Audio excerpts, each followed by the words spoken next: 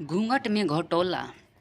रामसागर बड़ा खुश था और उसका दिल बल्लियों उछल रहा था। बात खुशी की थी, उसकी शादी जो तय हो गई थी। आखिरकार इतनी दुआओं और मन्नतों के बाद जीवन में यह शुभ अवसर आया था, वरना उसने तो अब शादी के विषय में सोचा ही छोड़ दिया था। माँ बाप जल्द गुजर गए थे।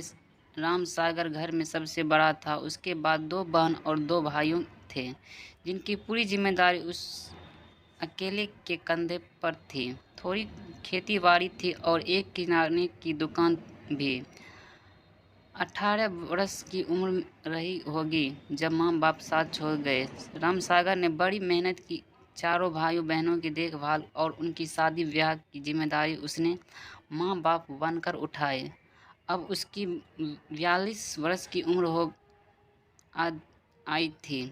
इस उम्र में उसके दोस्त अपने बच्चे की शादी की चिंता में मगन थे और वे अभी तक अट्ठे बल्ले की तरह घूम रहा था। छोटे भाई बहन की न्यायपाल लगाते लगाते कब रामसागर के बालों में सफ़ेदी झलकने लगी थी, उसे पता ही नहीं चला।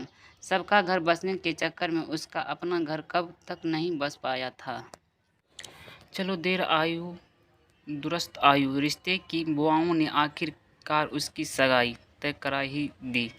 उसका मन बुआओं दुआओं देते नहीं थक रहा था। लड़की पास के गांव की थी। 6 बहनों में से तीसरे नंबर की। रामसागर अपनी बुआओं के साथ लड़की देखने पहुंचा तो शर्म के मारे गर्दन ही नहीं उठा रही थी।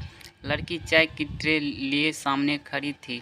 रामसागर नज़रों नीचे किए बस उसके कोमल पैरों को निहार रहा था और गोरे गोरे पैर पतली पट्टी की साड़ी सी सैंडल में चमक रहे थे।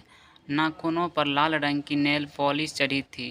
रामसागर तो उसके पैरों को देखकर ही रिझ गया।